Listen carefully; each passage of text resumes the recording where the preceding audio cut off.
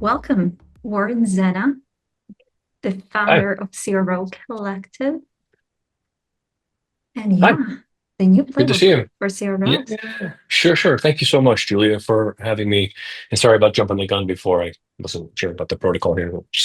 In any event, it's good to see everybody. And we did have some prep conversations. So we're going to forego some introductions and just jump right into it. The title of this particular panel is important because, as you know, some may know, some may not know. I probably speak to, I don't know, about hundreds of CROs over the last year or two. And I'm constantly hearing the challenges they're having related to this particular topic. And I think if we may kind of frame the discussion here, the best way to look at it first is that CROs are moving from being sales leaders to systems builders and systems leaders. And that's an increase in their competencies that they need to develop. And so on one hand, they're looking to expand their competencies, but then with the advent of AI, they're also having to learn how to shrink their competencies. And that's a very confusing thing for chief revenue officers right now. This sort of weird sandwich they're in between a call to expand how much they're doing and also how to shrink it by use of being more productive. And AI is sort of looking at a solution to that. So I think the purpose of this dialogue is to ask these great experts on this panel a little bit more about what are CROs supposed to do? Like if I'm a chief revenue officer today, I'm thinking about the advent of these new technologies and this whole new world. What does it mean for me? And 6 months from now, the world is going to be somewhat different. What choices do I have to make today that'll either keep me at pace with what's going on, or the mistake I'll get in of being in the wrong place 6 months from now? And where do I start? So I think the first thing that maybe we can just jump into is first of all is you know the idea of what does an agent mean for a systems chief revenue officer? What would that mean? And what were some ways that we should be looking at the world of someone who's operating a large revenue operation? And the conversation that we started earlier today in our prep call was really compelling. And this idea of all the different, let's say, factors that are pushing down on chief revenue officer to make decisions. So, if you don't mind, I'm going to start with Matt because we kind of kicked this off a little bit earlier. If you don't mind, Matt, I get your kind of high level thoughts on like where you think the role of the chief revenue officer is playing out now, and what you think that this sort of means for them. Some things they could be thinking about today to think about what they could do to prepare for this new planet they're living on. Yeah, thanks, Warren. And hey, guys, and Julia, glad to be back. Matt Darrow, co-founder and CEO of Vivint over here. We lived this too, Warren. I think that's why maybe our story is kind of interesting. I had a prior head of sales that this was probably 2 years ago that first was struggling to do the expansion remit because I wanted to roll things like customer success, sales engineering, right, all under one umbrella to have a true revenue owner and a revenue function.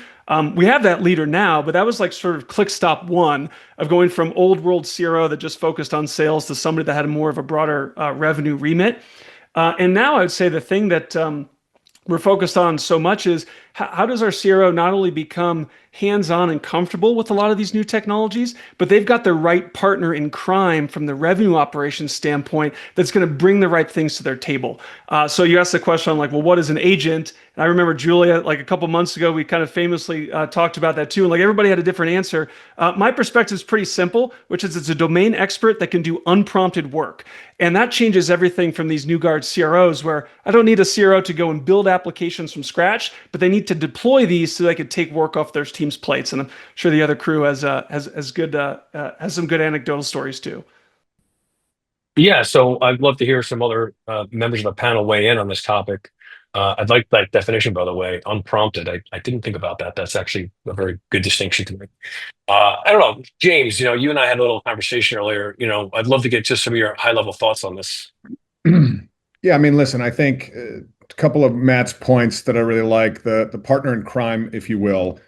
I think the concept of a CRO, the role itself has to change fundamentally. I think there are going to be skill sets and competencies that folks have. We talk internally a lot about the operational rigor. You talk about the sales leadership, the locker room, all of these different things. It's very difficult to find someone that has all of them. And so I think augmenting some of those with the right team and the right people, and obviously depending on the size of the company or the resources that the company has, you're not going to be able to have, 4 to 5 different folks from chief strategy officer to chief growth officer or all the above. But I think, one of the unique positions that we're in, sitting in go-to-market is, I think from a strategy standpoint, it's basically finding waste anywhere within go-to-market. And so, I think becoming more frontline focused across CX, across CS, across sales, SDR, and basically finding out where do you waste the most time? Building decks, formulating a point of view. Where are these areas that across all of these functions are causing people the most friction that really makes them hate their job? And I think doing that on a regular basis, and then what of those can we solve with an agent, with some form of AI? And, again, the ideal goal for us is then what can we then package from a go-to-market standpoint, put into a product, and ultimately help sellers and marketers across the board. And so, again, I think just to double down, it is at this moment in this like what's noise versus what's real across prioritization and sort of offloading busy work, or helping sales folks that might not just have an innate point of view and understanding what's happening in a vertical. Like, how can you equip them with almost this massive brain that they may or may not have? No offense to some of them, but they might have skill sets or expertise in other areas that, they're unbelievably charismatic, they're great at building rapport, but they're horrible at some of the organizational stuff. I think it's this democratization of, how can you make all of them pretty good? And what can you then cut out of their day from a waste perspective that allows them to go lean into that superpower? So I'm not going to try to restate Matt's definition. It was really good. I wrote it down. So Yeah, I did too. Yeah, great. Yeah, thank you, James. Ashley, I know you had some really good thoughts on this earlier today. What are your thoughts on this? I think what James just said, I'm Ashley, one of the co-founders of Momentum.io. And one of the things, James, you just made me think about is that I think that the CRO role requires a new level of curiosity. And that I think we talked earlier about how for non-technical folks, AI can feel very intimidating. And we've gone from ChatGPT introducing AI in a way that feels like, okay, this is relatable. But I think when you're going into the vendor process and you're thinking about how to apply it to your workflows and you're hearing the word agents all day long, it feels very much like, okay, somebody's going to figure this out for me, but it's not going to be me. And so when they do figure it out, please let me know. And I think that can kind of turn off some people and kind of stop the curiosity process to say either, okay, I know that I need to go fix this, or I need to go identify these problems. That's why I like, James, what you said is if you're not technical or you find it to be intimidating, applying it to the things you want to answer, which is just like, where is my team wasting time? The second answer will be like, go solve for that. And that's where you could lean on your RevOps teams or your growth teams, or if you have, a data team to go solve for it. But I think that the biggest blocker sometimes is just our own personal discomfort with new tech, especially something that everyone's talking about and you don't really know how it's going to apply. And I think that us too, is selling kind of AI tooling and being vendors, that's a big part of what I think we need to bring to the sales process, is just like demystify, lower the bar, and make it seem achievable in a short amount of time to actually see real gains. Matt, you raising your hand? Yep. Yeah, I wanted to jump in too, because you both talked about that concept of waste. 100%, because there's so much low-hanging fruit to take off of people's plates, and that's what AI is really great at. But I would say to be really smart as a CRO to say, well, what type of waste are you trying to automate? Because you don't want to go and just lock yourself into the old world. I'll give you two simple examples. What's one thing that sales reps hate to do all the time? Enter data into their CRM system. So you might be inclined to say, well, great, if I have an agent that's puts data into my CRM system, I'm taking that off their plate. But that's missing the forest for the trees, that in the AI future, data in a structured system doesn't matter anymore. Those things become irrelevant.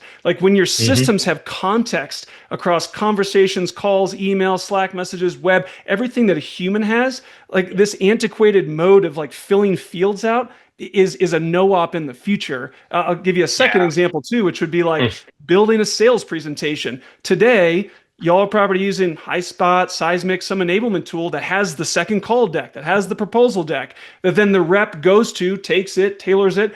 But like that notion of enablement systems, like housing all the information, that's also sort of a no up for the future too, because an agent can do the, to your point, James, the brain work, and then you can feed it into these new applications that will spin up a deck in your branding on the fly exactly when you need. So yes to eliminating waste, but don't eliminating the waste that you sort of were accustomed to doing things for the last 10 years. But don't you think you got to like Finish it. crawl, Right. walk, run? I fundamentally agree with you. And from a vision standpoint, I think the world is going there. But like tomorrow, you still need to fill data into Salesforce. And so I think that like there's some of that of like you got to think about the future, build for the future in your own org, but also what's the next 3 months going to look like? What's the next year? And I don't think I bring this into our own experience. We've heard a lot in the last year of like, can you push to Snowflake? We want to do stuff in a data lake. But then when you actually dig and you're like, okay, where do you want it to go? And they're like, okay, we're not quite there yet, but that's what we want to build for this year. So I think that everyone knows where the trends are maybe going, especially if you're kind of living in this world. But I do think that like change still takes a while. And if you think about a huge company, the reliance on Salesforce, it's like we're still a ways away from not needing data in Salesforce. It's great stuff. Rashid, you have a hand up. What's up? Yeah, I'll jump in here. How's it going, guys? Ratchet, co-founder, CEO, Centralize. Maybe an interesting take here I like to say is our tagline is we're the R in your CRM if it actually worked, which my resume here, funnily enough, Matt, we're both, Salesforce Ventures portcos. So I'm saying this because I've told them directly, guys, you're literally a database. It's an incredible database. You can't live without it. But it is a database of names and contacts and accounts, and it has to be updated to your point, Ashley. Like that context needs to be there, but it sucks that it's so manual. But the way we've heard from a lot of CROs, this model of, okay, I have all these systems of record now. I have my call recordings, my CRM, my conversational data, and my Slack and my emails, even my LinkedIn relationships is its own CRM. But what do I do about it now? Like, what is the next phase of turning those systems of record into system of action? I think that starts becoming the kind of what we're working towards. But I agree with you in the sense that no one is going to adopt a tool or a platform or a way of thinking that does not ensure your systems of records are hygienic and up to the data standards that you need to power the actions that you're trying to work off of. So I think it's almost a non-negotiable in my mind that those come along for the ride and then you live on top of all of them to make a difference and then actually move the needle on finding alpha in the deals that you're working through. So I'd like to throw in a tidbit on like the R is missing. And I think I get it. Is the data.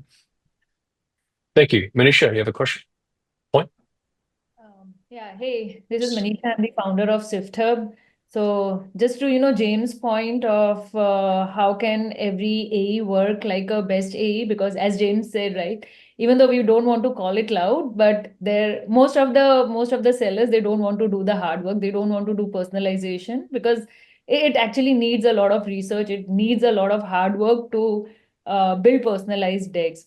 But now AI can do that for you, right? I think what CROs can focus on now is how to, have all your AEs perform like the top 10% of your AEs, because that's one of the forecasting problems where 10% AEs will bring 80% of the business and then rest, 20% of the business is bought by 80% of the AEs. So that can be changed now. And actually, to your point of crawl, walk, run, I think that's the biggest dilemma CROs are facing today from all the conversations I have been having, because the things are moving so fast. They are actually, once they are starting to crawl, with the AI advancements, they have this realization, oh my God, doesn't look like, the crawling is going to work here. I need to now run behind so and so. So if I'm sure, while you guys have been talking to CROs, earlier, they were kind of relying on these AI councils, which they were building in the company to onboard all AI tools. A lot of the companies tried this for 2 months, and then they actually scrapped that method. They just told their leaders, board and CEOs, they told their leaders, individual department leaders, that it is your responsibility to bring on AI agents, to bring AI tools and improve efficiency of your team. Because it's today for CROs, it's not just about, improving productivity and helping with bottom line. AI is actually helping with top line as well. And wherever, top line conversations come into picture, it has to be the responsibility of those department heads. Hey, Josh, I'm interested in your thoughts on this. I think the group's covered it off pretty well. I mean, to Okay. me, I tend to fall in the camp of like the crawl, rock, run is the best approach here, and I think James articulated it pretty well. There are tons of areas of waste across our go-to-market playbooks, whether they're pre-sales or post-sales, that we can automate today and we can remove where our reps focus their time. And I think what that truly means, and where I think the biggest area of opportunity might live today for CROs is, well, what's the new definition of a good hire in my business? What does the supporting cast in the business look like today that I put into my pre-sales motion, that I put into my post-sales motion? What's the ratio that I actually stretch for from AE to SE or to SDR? And I think some of these things in the business can be fundamentally challenged as you start to think about your capacity model, if you can really remove the waste from the sales cycle or from the deployment processes. Yeah. So, yeah, James. Yeah, I mean, I think one piece on the crawl, walk, run, and it's certainly top of mind. We've got our board meeting next week, and this is a hot topic of conversation. You got a lot of firms that are building their own, quote unquote. You got people that want to buy prepackaged AI solutions from all of the regular folks. And so we've created like a go-to-market maturity matrix.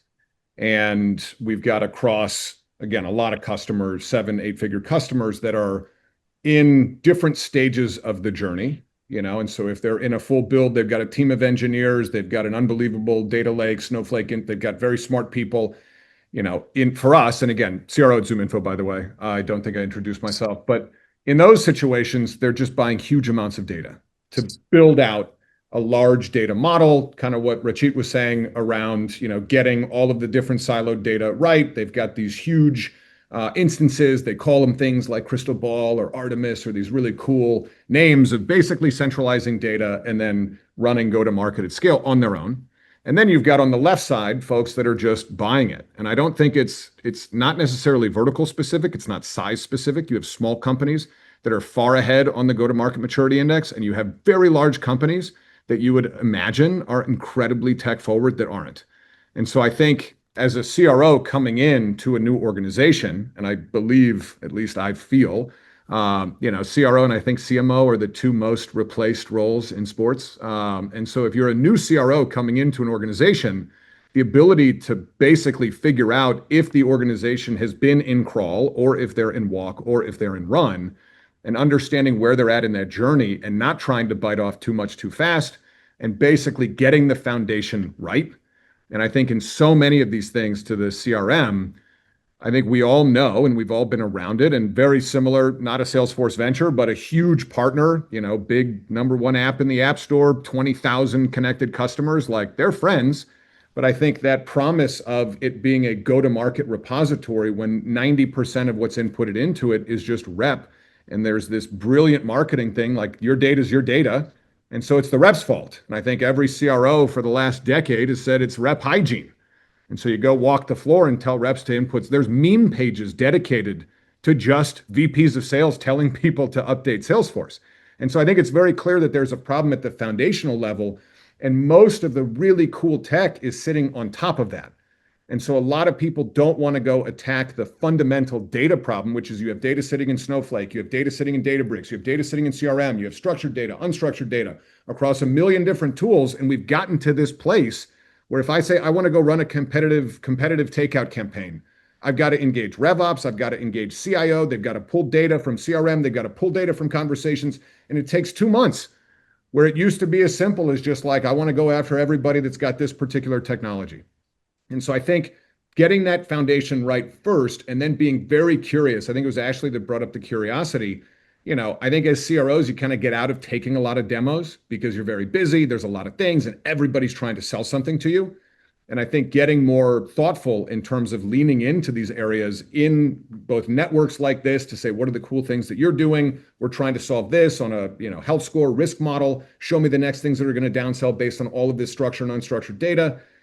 Talking to those folks, leaning into it, but getting the foundation right at the particular point that you or your company are in or have been in. I think that's really the key for a CRO, to be able to identify, I've got to fix this first, or else you end up with where a lot of people have ended up through the good times, which is I've got 65 tools that all had the promise of amazing things, and none of them are working well together. None of them are really being used, and none of them are really driving the outcomes that we thought they were going to. Now I've got to go get rid of half of it, and I'm not really quite sure what to get rid of.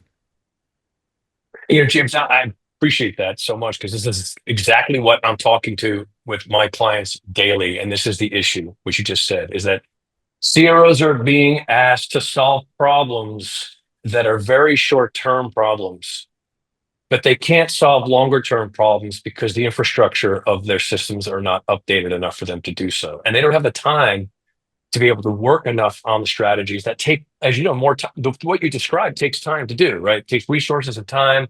Sometimes the machine has to be shut off for a little while for that stuff to be fixed. I mean, I can't fix my CRM while I'm using it at the same time. It's a very difficult thing to do, at least do it in the right way.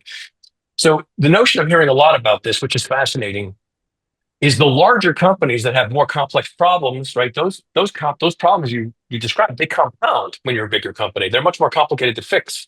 So it's the earlier stage companies that have the advantage with this stuff today, because they have less to deal with in terms of the problem. They can fix it easier and quicker.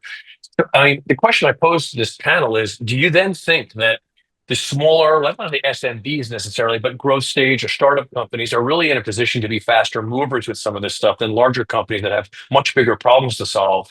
And if you're a provider of AI services, do you go after smaller companies that are more nimble and that can use things and adopt things with more alacrity?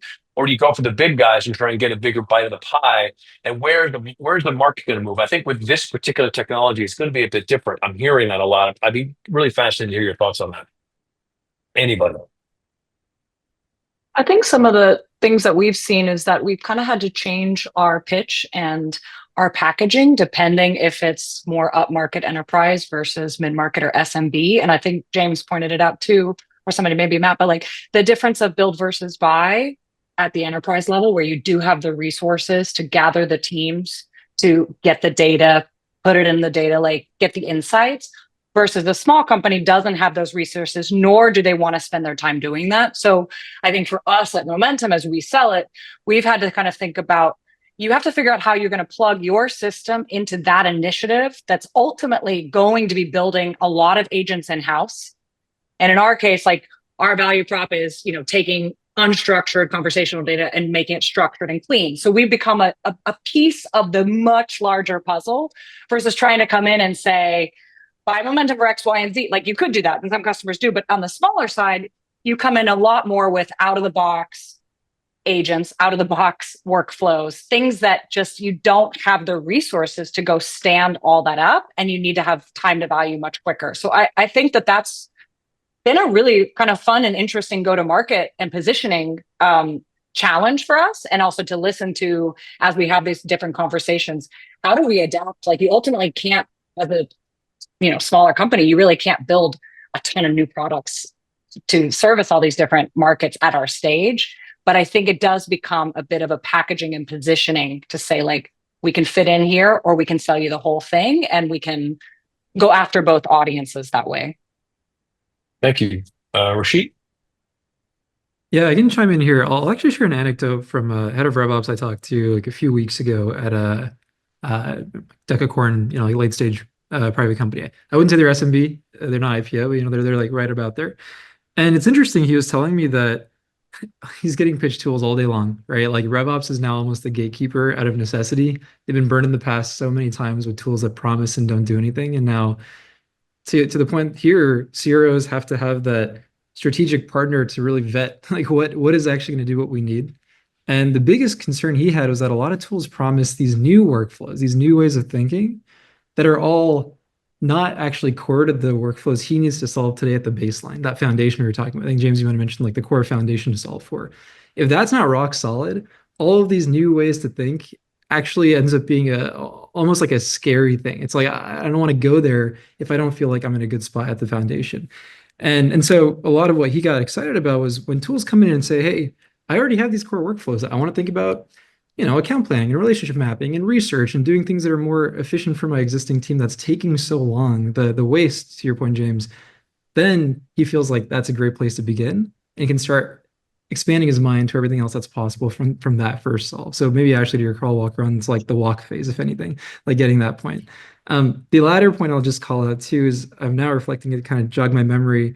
The CRO I talked to a few weeks ago said, there's all the fancy fun stuff about celebrating and being in a good spot and closing the quarter. But the one really boring thing every CRO wants is governance.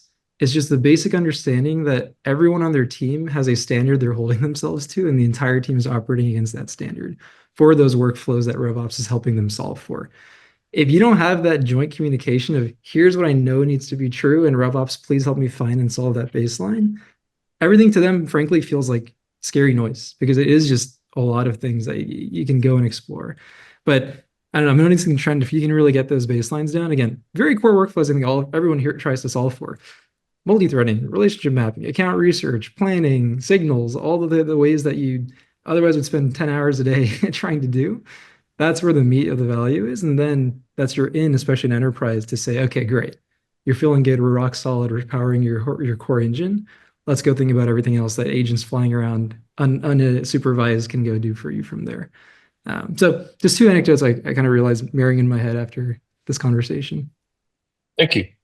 I was Yeah, hoping Matt, what's to, up? Mhm. yeah, Warren, answer the question directly too. That I do think that the smaller players have an advantage here, and I'll mention something that Josh, I think you'll feel passionate to chime in on, is one of the things that the big players I think have going against them is that they have so many sort of large vendor agreements already in place, and as every SaaS company on the sun has bolted AI onto their service, they're in a mode where they need to evaluate what they already have first to fail first with what they have before they move to a more sort of AI native way to go and approach and solve that problem. I know that, you asked a question about selling to early stage versus enterprise, or we do both at Vivint. And like James, we run into a lot in the large enterprise. You have people that are like, we'll just build everything. We got a data lake, we got this, we're going to go whip up all this stuff custom. It's almost like when cloud came out, they're like, yeah, we'll just go build everything in the cloud. And what they're trying to do first is experiment with not only their own tooling, but then the things that their really, really large vendor providers already are giving them. And it takes them 6 months to figure out, oh crap, the stuff that's bolted on doesn't work. Now I need to go through another evaluation cycle to say, how do I take those use cases off the plate? And I think when you're an earlier stage company or a CRO, like you don't need to be as encumbered with a lot of the top down, I gotta do this before I do that. And you just have more freedom to move faster. So I want to shift gears a bit because we're talking here about agentic AI, right? Which is, I think, beyond which we're at right today. Which is, I completely agree. We're really in sort of like a low hanging fruit opportunity to reduce waste, and I see a lot of companies and my clients doing that sort of thing, trying to close gaps, which I think we've spoken to pretty clearly. But the future is, and I've seen this, right? I've had some people come into my world recently who have shown me examples, live demos of ways in which one person can create an entire go-to-market campaign that includes everything from research to targeting to email campaigns that are really, frankly, mind-blowingly good. Like not just a good email, but we're talking about like incredibly precise that one person can do. And this was very much done, if I would say, in an agentic way, much to Matt's definition. It was like he asked questions and it was produced without much prompting. But I do see that this is a reality. I mean, it's out there. There's a future where this could happen, maybe closer than we might think. I don't know how much it's going to become ubiquitous, but what's the transitional sort of advice or guidance that all of you would give to a CRO who's looking to move from, let's say, maintenance mode to really truly adopting agentic mode where they're kind of like having machines sort of do things for them on a regular basis? And I mean, it may be early to us to be able to make some sort of an advisory thing, but you're all an advantage where you're seeing a lot of things that maybe a lot of people aren't. What might a transition to that phase look like today, so that maybe the CRO listening could get a little bit more sense of what should they be looking for, or what's that transition time frame, or what might the tools that they should be thinking about, or what might ways that they should be structuring their organization today to be preparing for these sort of things? I'm open to anybody. Go ahead, James. I think Manisha had hers up first. So Oh, I apologize. Go ahead. Sure, Manisha, go ahead. So, I think it's the way when we are talking to CROs, the way we are suggesting them and their teams are comfortable is being AI being an assistant today. And once teammates have trust that AI can actually do some of the things, let's say, give answers to questions or fill their RFPs or create personalized decks for them, then going into the agentic mode, and then going into autonomous mode. So the transition is from being an assistant to agentic to autonomous. Today, I think the biggest problem which we as users of AI feel is, how do I trust it? If it is going to send an email on behalf of me to my customer, I'm absolutely not going to do that. I'm not going to keep an auto reply on to my customers, or even to let's say my team or board members. I want to see the draft first. I want to read through it, and then only if I'm comfortable, I'm going to send that hit the send button, right? So once you need to build that trust on AI that it can actually do what it's supposed to do, because the expectations today all of us have from AI is here, like literally here. 3 years back it was zero, and now it's here, but AI is still here, right? I mean, this is still very, very high, but the problem is the expectations we have that it can literally do anything and everything. I'm sure we are going to get there, but it needs a fine tuning of the flows, fine tuning of the information which is available in the organization to make it go there. And I think CROs which have already tried and burned their hands with Agent Force assume thinking that it is going to do everything for you. They are in a different zone in their journeys, right? Because the journeys of every company is different. Some would have tried Agent Force assuming, oh, it's going to solve all my problems. Some companies have gone with building internally, and then in 3 months realized, okay, we have built a bot, but then now what, a bot can probably improve 30-40% of the productivity, versus if I buy a point solution to solve a particular problem, it is actually going to help me with 70-80% productivity. And that's why what we have done is land and expand motion works really well here for both the buyer and the seller, because your buyer is not committing a big contract to a seller, and seller is also proving the value one use case at a time and building that trust with the users, so that you can move from being an assistant to agentic to autonomous. Thank you. Yeah, James. Yeah, I think it's really well said. Just on one very tactical item, I think, CROs in general need to be just maniacal on A/B testing. I think given the amount of noise that's out there, very different stages. Clearly, if it's a small kind of startup, scale up, and you can either not hire 25 people or build out, Warren, the campaign you were talking about, very low risk in trying that. But I think with more mature companies, the A/B testing, I think, Julie, I sat in on a session earlier today. There was the chat talk about an AI SDR. It's a big article that hit the press that we may or may not have been in on the other side. But we piloted it out. And I think what you find with some of these things, when we had our live SDRs and we had the virtual or the AI SDR, there are regulations. If you've ever tried one, we started building one, to be honest. And due to regulations and compliance, you have to, first thing you say is, this is James Ross, ZoomInfo's AI SDR. Press 2 to opt out.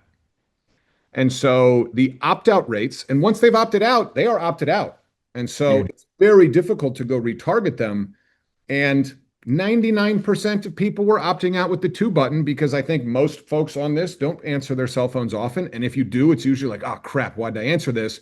But you're not going to be mean to the person who's calling, because we all started in sales. You got respect for it. If it's an AI SDR and I can just press 2 to end the call, I'm pressing 2 100 out of 100 times. So we were A/B testing that. And so before we said, hey, do we really need 550 SDRs? Like, this is amazing. AI SDR, we can take 550 SDRs and, rehash that capacity elsewhere. But I think testing those things out in terms of like, what is noise, what's real. Manisha, you brought up, one of the elephants in the room on this. I think a lot of folks have big agreements with that firm. We do. And, we've piloted Agent Force. There are certain things it does really well. There's certain things that we probably wouldn't put it into place yet. And so I think having sat in the room with all of the biggest names that have built out the biggest, splashiest, AI agents, I think understanding what's real, understanding where you're at, and frankly, understanding the conversion rates, understanding the good fit show rate, like those particular metrics in an A/B test that you're not going to completely rejigger your go-to-market machine because of some promise or because of some demo. I think that's probably one of the most important things a CRO has to do is just say, okay, this is a gradual plan.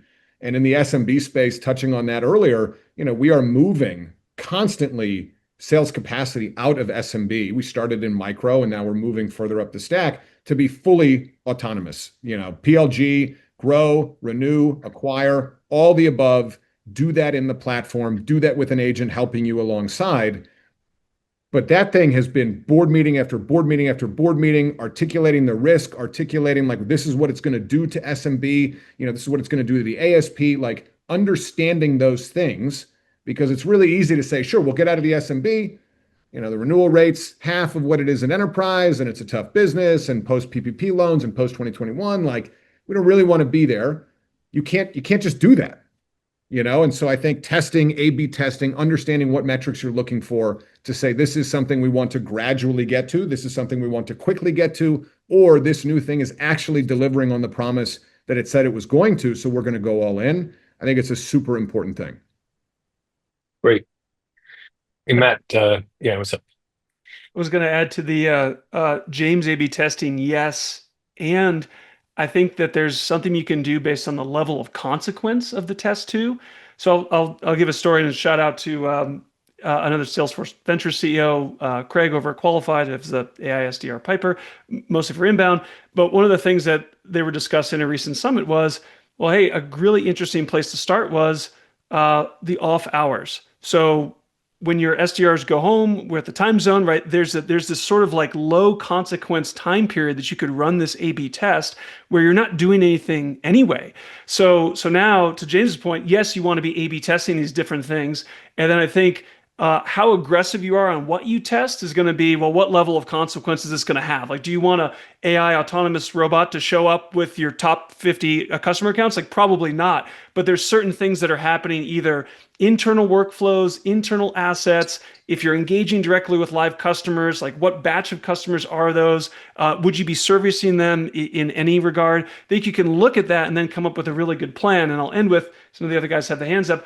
Manisha, I liked your point too on like how they get started. What we found with other CROs is that there's so many options, but nobody wants to keep writing 20 to 50K POC checks to every single vendor because a lot of times they're underwhelmed and not really, they just don't have the budget to do that. So they need to have a different way to get started with tooling, because experimentation, A/B testing, and the consequence profile is really, really important. And they got to do that, and the vendors have to make them easy for that, do that too, if you're going to take them to the new world. Yeah, Rashid? I think it's important Go that ahead. for AI native companies, I think to your point, Matt, I think it's really important that AI integrates natively in the workflows, and it's not again a new window, a chat kind of a window where they are going and talking to an agent. So I think what becomes important to make it easy for A/B testing is AI integrating natively in the workflows. Thank you. Rashid, you had a question? A thought? Yeah, just add on to James that you got my mind racing on the comment on consequence. I'm sure you intentionally said you're starting with SMB, right? There's like a certain, what consequence and trade-off are you okay with? They make good guinea pigs, I suppose. For better or for worse, I mean, we all love our SMB customers, but I think the interesting piece here is like, for example, we sell enterprise. We automate relationship mapping and operationalize multi-threading for our customers. That's the core value prop, and that's a very enterprise motion. All of our customers sell upmarket. And to your question, Warren, it's like, can you go agentic and fully trust something to go on the fly? And if so, which segment of your customers are you okay with that? And I think in SMB, we're okay with your point on the guinea pigs and seeing if that's something that can scale, because frankly, the alternative of selling enterprise is a very relationship human heavy sale. You cannot automate that in some ways. You don't want an AI SDR to blast your limited TAM and the app bats you have up there, ruin even that one chance you have where that VP of sales sees a terrible email and says, guys, like, we're never buying from this company ever again. And so I think I'll add like this qualifier to your question, which is really interesting of, yes, you can go agentic, but you have to have a very honest conversation of, do you trust the workflow you're trying to replace? And is your end customer, if it's customer facing, okay with that if there's margin of error? And I'm sure, James, well, that's why maybe SMB is the starting point there too. But just a perspective of customer selling enterprise. Yeah, that's a good point. I see this as almost like the point at which when outbound went from email to cell phones. There was a lot of reticence around, am I going to call people's mobile devices or not? And there was all this sort of chatter around who's going to be the first person to do that. Now it's commonplace, right? I mean, I think that if we see people start running out of the gate, all of a sudden there's permission. Oh, well, he's doing it. I'm doing it, and all of a sudden your phone's ringing all the time. And I do think there's going to be some outliers that do it enough and they're willing to be the first movers right through the door, the first through the door, so to speak. But similarly, nobody wants to be the first or last person to buy anything. So I think there's going to be an interesting opportunity to see, and I agree. I think that we're going to the same points here, is that the smaller businesses are where the experimentation is going to take place, and where more risk is going to be allowable to extend out into, like, I think the larger organizations. So I think, like, this is the part where I'd like to talk a bit more about. So there's such a noise out there, right? I mean, I see amazing platforms being presented in the marketplace. I imagine the amount of phone calls, just like everybody, I'm getting from people who have new AI platforms that do X, Y, or Z. And I also see now every single one of the software platforms that I've been using for the last 10 years now all of a sudden has that little star next to it, right? That little twinkly star that indicates they've like peppered some AI into it to make it seem like it's magical all of a sudden. I don't know what that means. It's like, okay, so it's a cute little star, but show me what the AI is. I think we all need to be a bit more educated on the kind of questions we need to ask to find out, when you're using artificial intelligence in the systems, how much of it is AI included to make it seem more palatable for the marketplace today because everybody else is doing it, a bit performative. And then there's also, if I were to remove the artificial intelligence from your system, would it devalue its viability to me? And how do we know that, right? And I do think there is some kicking of the tires we need to do, because I'm seeing a lot of examples of where the AI components of software that I'm using aren't really that useful. I think they may seem more like they're trying to tether some pieces of their software together to make it seem like the frog DNA that they used in Jurassic Park to close the gaps on the DNA they couldn't find in the dinosaurs. I think there's some of that.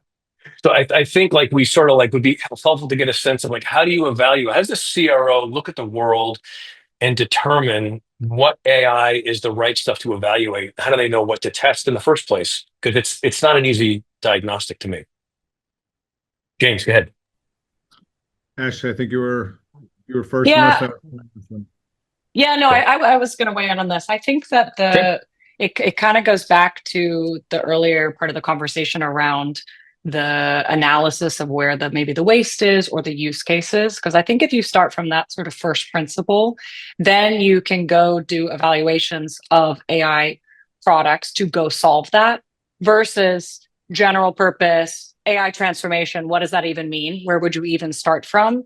And I think about things like, when AI got embedded into Notion, I know that it's available, but I still go to ChatGPT or Claude to rewrite things, even though it's in Notion. It's just like, and because I just trust in a sense that, like, okay, I'm just going to go to, like, I'm going to pick my model. I know that it's like, for this kit, I'm going to go there, have my GPTs already trained, and then I copy paste to Notion. That might be a waste of time, but ultimately you're going to do the thing that solves for the best. And I think that if we think about how a CRO would want to make evaluations in 2025, if you go to, I want to solve for helping my reps with account planning, or I want to solve for CRM hygiene, like, start there, do the vendor search. And I think we have to go into the question of going back to, like, how do you intelligently transition to all these agentic AI? You got to make some bets. Like, you got to get in with some of these vendors and work alongside them, because AI is all about the prompting. It's all about learning about your organization. And so if you always write things off, then you might never adopt things. And going to our point of, like, crawl, walk, run, like, you might be too late if you say, oh, none of them worked. None of them worked. None of them worked. And I think all of us who have been building in this space for the last couple of years, the rate at which we can improve our product is just dramatic. And the rate at which that product changes because of feedback from our customers, because we're working closely with our customers, means that on the other side, doing the evaluation, you got to come and actually just pick some tools and get them integrated. And I think too, maybe something that you wrote off a year ago, you should come back and revisit, because 1 year in this world is so dramatic in terms of the change. And you might be so pleasantly surprised at how the combination of the models and, you know, the companies that we're all building on top of it have improved to where it actually can solve your problem now. And that's only going to continue as we go on year by year. Okay, got some hands up. Yeah, so I'll preface this. I have a little star on our logo, so I might It's a pretty star too, James. It's really nice. You know, Yeah. I think you know, going into the Thunderdome that is LinkedIn, I do think, and undefensively, you know, the vilification of companies that have added AI to their products. I think you went through a period, if you listen to public company earnings calls, where it's like, how many times can somebody say AI? And so there was like some noise there. But I think, again, having a pretty large and robust tech stack, I think there are examples where AI can take what is a great core competency and make it better. And so I don't think it's necessarily vilifying the fact that all of these companies are now saying AI because they're trying to get some market lift. I think the market lift is over, especially as a public company. The market lift is definitely over from just saying AI. But I do see, you know, some of these companies that probably everybody has used, there's a massive opportunity to make them better. And so, like, I use ours as an example. Like 48% of our customer base for a period of time was still just using us for contact lookups. It's great to be a known household brand that everybody knows has great contacts. It's really frustrating on the other end, talking to the likes of you guys or CROs saying, no, I just bought this company for technographics. I just bought this company for intent. And it's like, oh, did ours miss the mark? They're like, we didn't know you had it. And so the ability to take AI and basically serve up more of a proactive use case than it is, I think, for many years. And, you know, seeing some of the folks on the earlier panels, for many years, we hired these armies of CSMs for these products. And you can name any go-to-market tech stack product, and you hire a couple hundred CSMs, and please go teach someone how to use this thing to its full capacity. And I think one of the things that AI does nicely is it takes like the really meaningful moments, irrespective of what the product is, and it ties them together and serves them up more proactively across different systems. And so I wouldn't necessarily vilify that, but I think on the what does a CRO do, where you've got existing incumbent vendors that are throwing AI at you, then you've got like cool MIT guy startups coming at you. I think, I forget who said it, but ultimately it does come down to like, what is the biggest problem and what are we trying to solve? And like, is this nice to have, or is this something that is ingrained that the people like and this just makes it better? And I think, you know, to Rashid's point, across where I see the biggest value in AI is, for the first time ever, you have the ability to consume massive amounts of data and get it right. And so, you know, on the relationship map side, and Rashid, we need to have a conversation after this. Like, that's been one of the hardest things when I think about waste. My Slack is filled with like, hey, you know this guy? Hey, you're connected on LinkedIn. You know this guy? I've got like 20,000 connections. I probably know 1,000 of them. And so I've got to go through and look. And when you think about data points like alma mater, growing up, high school, all of the things that might be publicly available, and then say they work together at the same organization for this long, and, you know, you can get pretty tight. Then, not to mention all the first party data around emails and calendar invites and things like that. That used to be this massive undertaking that my poor EA had to go through thousands of calendar meetings to say, I actually met with Warren before. Or you go to LinkedIn and say, oh, yeah, I actually worked with this guy for a year, even though I never knew him. The amount of data that it takes to get that to a pretty good place was damn near impossible 5 years ago. Now you can consume all that data and make heads or tails of it. Same thing with podcast information. Everybody's probably done 1,000 podcasts on this call. The likes that some sales guy is going to listen to it 45 minutes, it's impossible. But now you can summarize all of those things. And so you amalgamate huge amounts of data to take out an underlying nugget of a point of view or some reason to go after them. Like, regardless of if they're new cool tech AI or if they're legacy old company that's gotten into AI, as long as the use case is bringing value to something that you are trying desperately to solve in CRO land, it's a win regardless of whose company it is, my point of view. Great. Yeah, we got some hands up. Who wants to jump in? So Go ahead. I'll go next. I think, you know, One point I differ here is, instead of looking for what waste is there in the company and then find solutions for that, it's also good to go the other way around, because there are so many things in the company which are which could be adding to inefficiencies, and you might not even imagine that it can be solved by AI today, because not a lot of either CROs or even other C level people, they know what is possible with AI and what is not possible with AI. So actually, instead of just finding waste and then going to find tools around that waste, it's also good to have an open mind and see what other tools are available in the market, because you might not know that this problem can actually be solved by AI. And when it comes to AI native companies, I think, Warren, you put it in a very good way, is if you take the AI features out of your product, does the product still work? I think that's a huge difference. I'm sure, companies here, or like few of us who started after ChatGPT was launched, their product will not work. Like I'll be very honest, if we take AI out of SwiftHub platform might not work, right? But the products which were born before ChatGPT was launched, those products will still work. So that is the difference between, I think, AI native pre-ChatGPT and post-ChatGPT companies.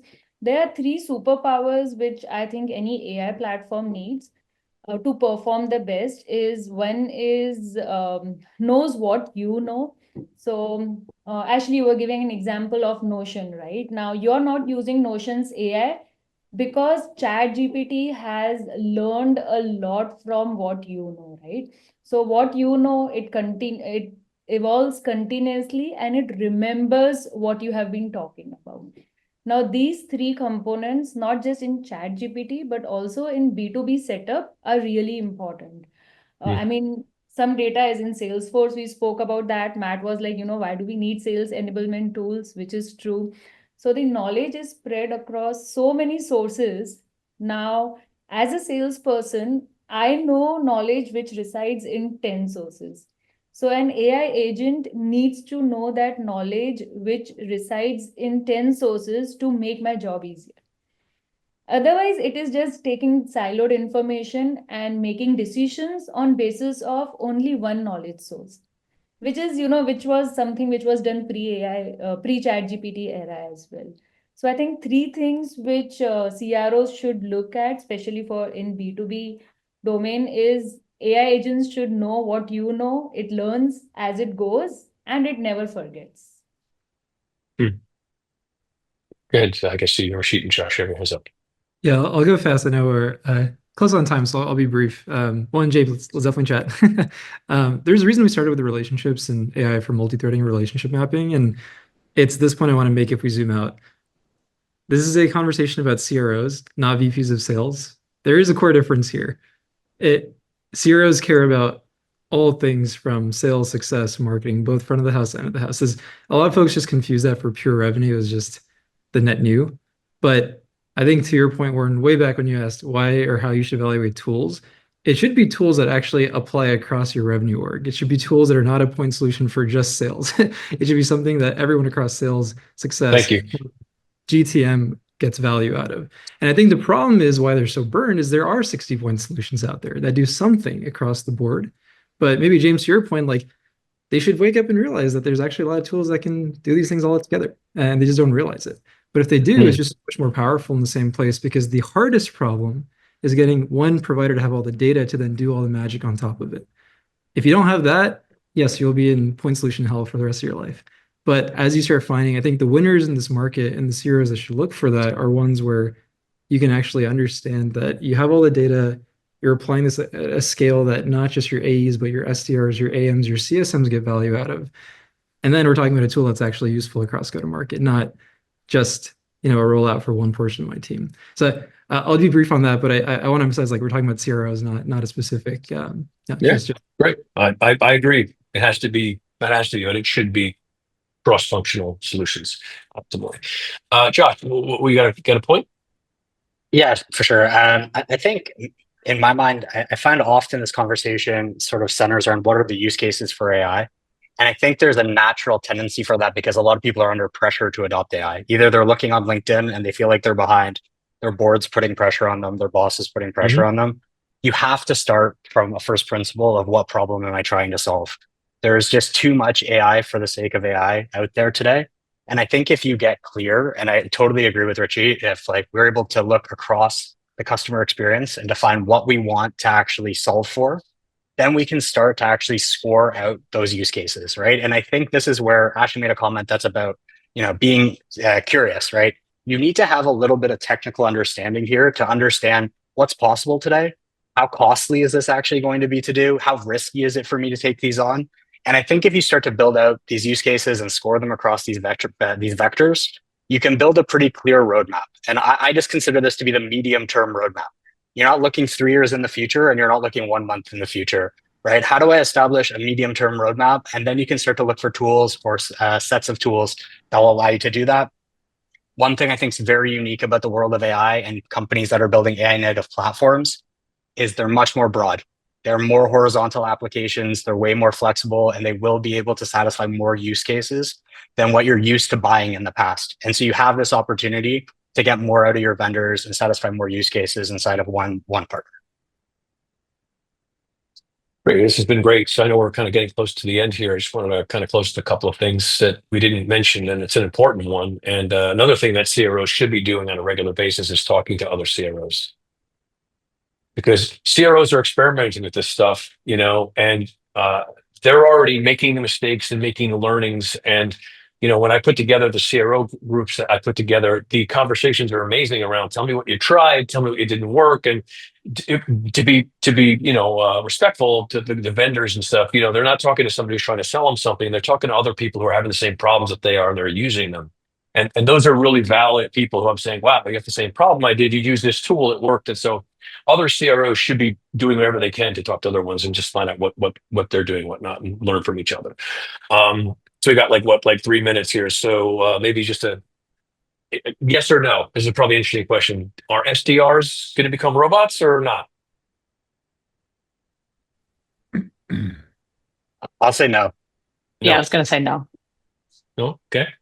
Smaller teams, more efficient teams, but not extinct. Yeah. Okay. They might have like 90% of their job done for them, but I think they will still orchestrate. Okay. I see a world where you pay SDRs way more than you do today. They're way more valuable. They have a better role inside of the business, and a lot of the grunt work that they're doing today totally changes. I think SDRs who use AI, who AI can empower them and they can bring in more pipeline. Okay. So they'll be like almost like cyber. I think we're all going to be like that. I think we're all going to be orchestrating our AI to do the work, but you still need like the human. Oh, well, for a while. I mean, maybe eventually that will be replaced. But yeah, I think on the imagine contrary, that's very far in the future. I don't buy it, guys. I mean, the whole premise of AI is it's labor disruption, and the more expertise and the more culturally comfortable we get, all of these roles that were invented because of skill specialization, that's what AI is all about. It's just going to go away. All right. I think fundamentally there's a problem with that, though. I mean, if every one of us on the call has an AI SDR, that's so great. How will anyone land in an inbox, right? Like it creates actually a totally reverse problem, right? So I actually am not so convinced that once everybody has this magical tool that pipeline just busts open. I actually think that it creates a reverse feed inside of what's it like to manage your inbox, and what do the inbox providers do? We could go longer on it, but I would contend that that's just the same workflow. You're not in that future. You're not going to run that same workflow. It's great. Well, look, thank you. This is awesome, as expected. Thanks everyone for all your contributions, and Julia, thank you so much for putting this together. Such a pleasure. Thank you so much. Thanks, everyone. And to all of the panelists and Warren. Thank you. Thank you. Thank you.